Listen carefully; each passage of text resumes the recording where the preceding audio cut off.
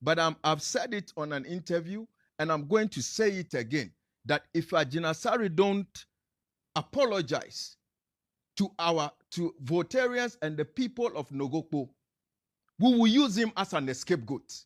Hey, this is a serious statement. I'm serious about that. Are you taking the laws into your own hands?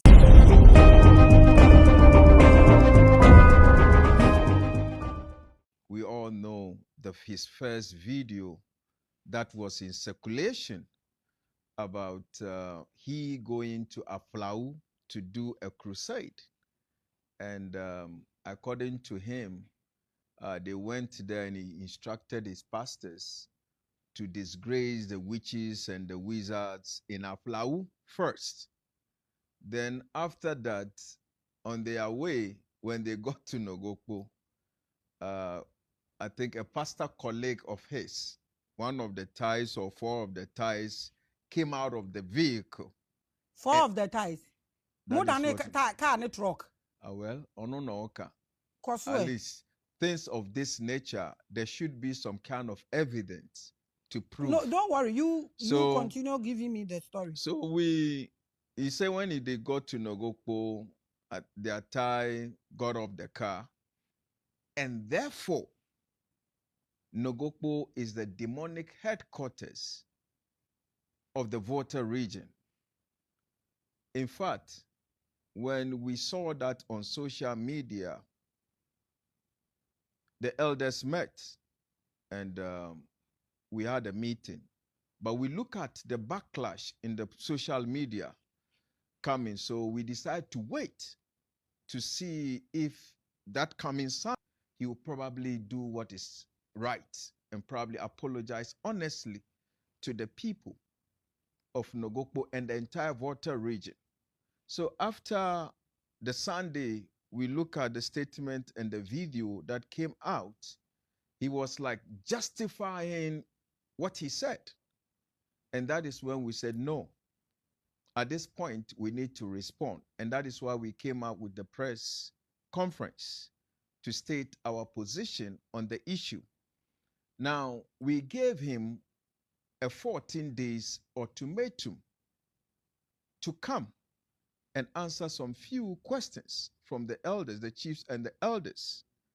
Because people are misquoting us. People are misinterpreting things that we said within the 14 days, if he doesn't come, something will happen to him. We've not gotten to there yet. We only extended invitation. You cannot give anyone invitation without giving a time frame. So we gave him 14 days ultimatum to come. That is where we are now. Okay. Yes. So what is he coming to do? One, we want him. Nogokpo has 16 communities. Since he said Nogokpo is the demonic headquarters, when you mention Nogokpo, you are not only dealing with a single place. You are dealing with the 16 communities. And we know the people of Nogokpo and the thunder god on the land do not entertain demons, nor negative energies, nor evil on the land. So we want him to come and help us, show us where the demons meet, because we also would like to cleanse the place up and get rid of them, since he cannot do that. And also, we realize that he has, let me put it, demonized the entire region, not only Nogokpo, because he singled out Nogokpo as the headquarters. So our people will say, Ededi Aduanchi wegu ekronumfi. So he needs to come and purify the land. How does he do that? Well, when he comes. Are you okay? So Nogokpo is a town or a city with 16 villages, like you said, communities. Yes. So this case is the shrine involved with this issue, or the people? Is the people? Well, right now is the Dufia and his elders that are handling the issue. And one thing, we've not gotten to the shrine point yet. But when we get there, we will cross it. Okay, so it's not you people. I was going to ask, say, okay, say wakasa etia ekrona. We have laws in this country. A defamation of character. Other than among court. Why are you people making these whole issues out of this? Well, I have encountered several of that question, that why don't we go and seek legal redress? But the truth is, in our temples and in our palaces, we have arbitration centers. We also have our court system. We want to explore that one first. Okay. And if it doesn't work, we will advise Why ourselves. would you explore that one first? Because that is your community. He is not part of you. So it is the laws of this country that binds all of us together. So why do you want to do your own first? Are you trying to make this whole thing a religious battle or something? Well, already he has made it a religious battle. How? By demonizing a whole community, because we know in other religions and in other faiths how they regard and they see the African traditional belief system. So you coming out knowing that the population in Nogokpo are traditional people, or that we practice our native spirituality, and you come out to demonize it, you've insulted the people. You've disrespected us. You've disrespected our land. But I learned he apologized on social media where he caused this thing. Have you seen any apology video or something? Maame Grace, I've not seen any apology anywhere. Now, in Africa, we are Africans. We are Ghanaians. When you offend someone, you don't go and throw the apology into the air. Though I have not, or we've not seen any apology coming to him.